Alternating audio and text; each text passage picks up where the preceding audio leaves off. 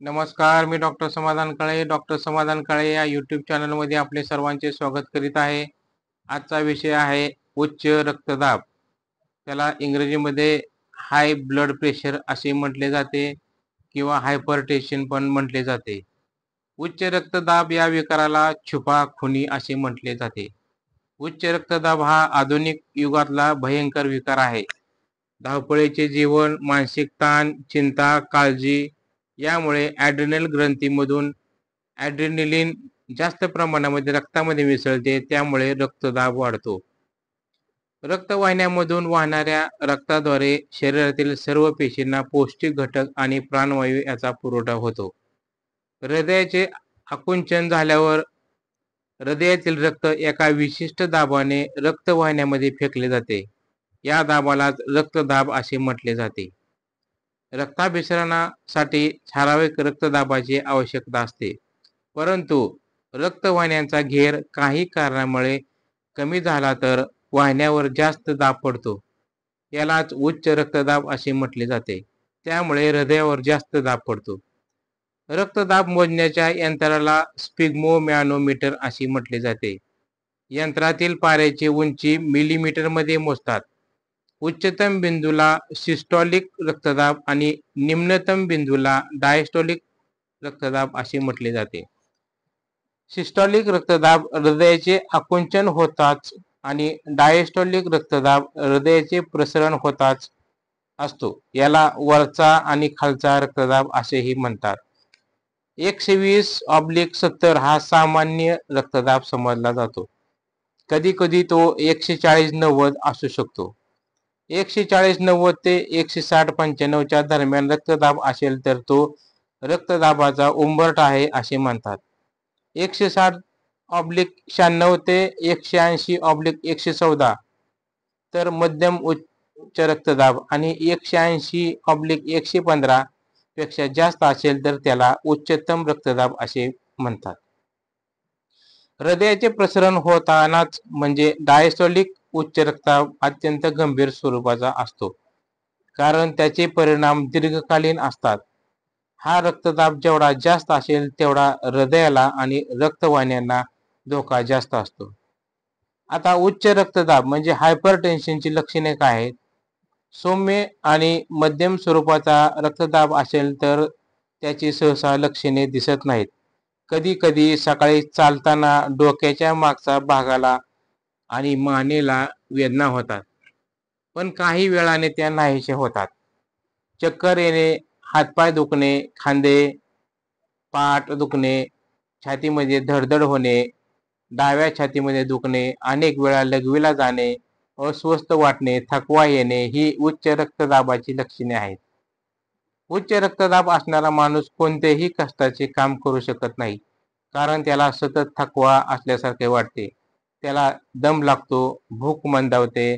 उच्च रक्तदाबाच्या विकारावर योग्य इलाज केला नाही तर हार्ट अटॅक, अर्धांगवायू, डोळ्यातील दृक्पटल निसटणे असे गंभीर उपद्रव होतात. आता याची कारणे काय आहेत? मानसिक ताण आणि अयोग्य पद्धतीचा आहार विहार ही उच्च रक्तदाबाची कारणे आहेत. मानसिक ताणामुळे रक्तदाब वाढतो आणि मानसिक ताण दूर केला तरी सुद्धा उच्च रक्तदाब कायम वाढलेलाच राहतो. धूम्रपान, दारू, चहा, कॉफी, शीतपेय, रिफाइंड पदार्थ अशा खाण्यामुळे आरोग्य बिघडते. शरीरातील विषारी आणि टाकाऊ पदार्थ बाहेर पडत नाहीत आणि रक्तवाहिन्यांमध्ये साचून राहतात, त्यामुळे त्या कठीण होतात. लठ्ठपणा, मधुमेह, बद्धकोष्ठता यामुळे रक्तदाब वाढतो. वेदनाशामक गोळ्या जास्त प्रमाणात घेणे, मीठ जास्त प्रमाणामध्ये खाणे, अन्नपदार्थाची ॲलर्जी, स्निग्ध पदार्थ जास्त खाणे, तंतुमय पदार्थ कमी खाणे ही उच्च रक्तदाबाची इतर काही कारणे आहेत.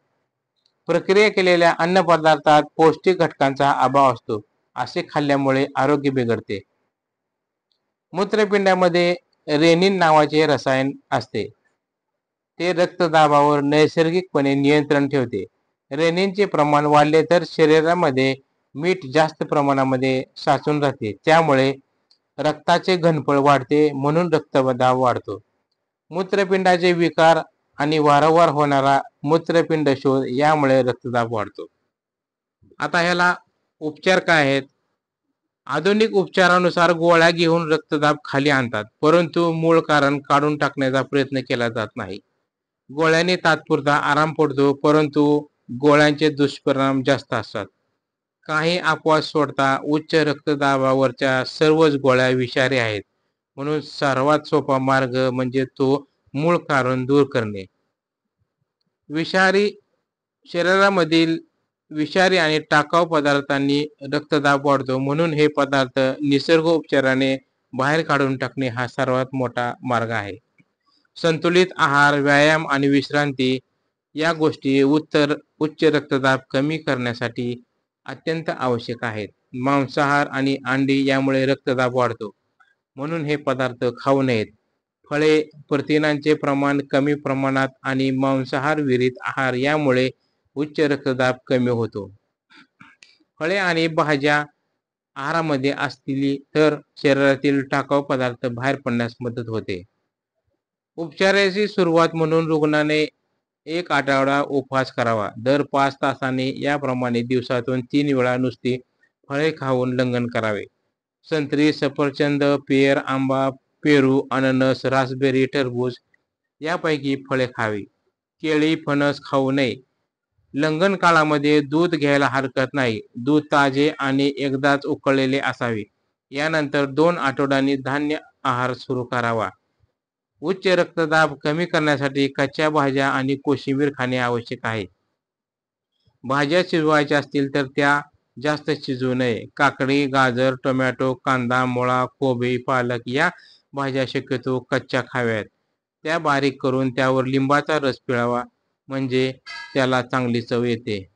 रक्तदाबावर लसूण हे एक चांगले औषध आहे, कारण लसणाच्या रसामध्ये रक्तवाहिन्यांवरचा दाब आणि ताण कमी करण्याचा गुण आहे. लसणामुळे नाडीचे आणि हृदयाचे ठोके कमी होतात. चक्कर, बधीरपणा, दम लागणे, पोटाचा मध्ये वायू धरणे लक्षणे कमी होतात. लसूण रसाच्या 2 किंवा 3 कळ्या घ्याव्या. आवळा हे आणखी एक घरगुती औषध म्हणून उच्च रक्तदाबासाठी गुणकारी आहे. रोज सकाळी आवळ्याचा 1 चमचा रस मधामधनं घ्यावा. आवळ्याच्या गरामध्ये आणि सालीमध्ये प जीवनसत्व असते. सूक्ष्म रक्तवाहिन्यांच्या लवचिकपणासाठी प जीवनसत्व आवश्यक असते. उच्च रक्तदाबावर टरबूज अत्यंत गुणकारी आहे. टरबूजाच्या बियांमध्ये रक्तदाब कमी करण्याचा गुण आहे. तो आता संशोधनावरून सिद्ध झालेला आहे. रक्तवाहिन्याचे प्रसरण झाल्यामुळे रक्तदाब कमी होतो. उच्च रक्तदाब आणि आहारातील कॅल्शियम आणि पोटॅशियम याचा संबंध आहे असे सिद्ध झालेले आहे. आहारामध्ये पोटॅशियम पुरेशा प्रमाणात असेल तर मिठावर नियंत्रण न ठेवताही रक्तदाब कमी होतो असे दिसून आलेले आहे. तसेच उच्च रक्तदाब असणाऱ्या व्यक्तींच्या आहारामध्ये कॅल्शियम प्रमाण कमी असते असे दिसून आलेले आहे. कॅल्शियम आणि पोटॅशियम शरीरातील जास्तीचे मीठ बाहेर काढतात, त्यामुळे रक्तदाब कमी होतो. फळे, भाज्या आणि दूध यामध्ये ही दोन्ही खनिजे असतात. उच्च रक्तदाब कमी करण्यासाठी व्यायाम करणे आवश्यक आहे. पायी फिरण्याचा व्यायाम हा सर्वात चांगला व्यायाम आहे. त्यामुळे ताण कमी होतो, स्नायूंना बळ मिळते आणि रक्ताभिसरण सुधारते. सायकल चालवणे, पोहणे, जॉगिंग करणे हे सुद्धा व्यायाम चांगले आहेत. सूर्यनमस्कार, मकरासन, मत्स्यासन, वज्रासन, अर्धपद्मासन तसेच पवनमुक्तासन, शवासन ही योगासने करावीत. अनुलोम विलोम, पोटाचे श्वास घेणे सोडणे हे प्राणायाम लाभदायक आहेत. उच्च रक्तदाब 200 पेक्षा जास्त असेल तर वरील कोणतेही आसने न करता फक्त शवासन करावे. आता यावर चिकित्सा काय आहे? 90 ते 95 डिग्री फॅरनहाइट तापमान असलेल्या पाण्यामध्ये रोज तासभर बसावे. हे स्नान करताना डोक्यावर थंड पाण्याचा टॉवेल गुंडाळावा. उष्ण पादासन रोज 10 मिनिटे करावे. शरीर थंड झाल्यानंतर डाव्या छातीवर गरम पाण्याच्या घड्या ठेवाव्यात. विश्रांती आवश्यक असल्याने रुग्णाने 8 तास झोप घेणे आवश्यक आहे. जास्त कष्टाचे काम, चिंता, काळजी, क्रोध, घाई गडबड करू नये. आनंदी असावे. निसर्ग उपचाराने वेळ लागतो, परंतु खात्रीने गुण येतो. तर आपल्याला ही माहिती कशी वाटली? लाईक करा, शेअर करा, सबस्क्राईब करा. धन्यवाद.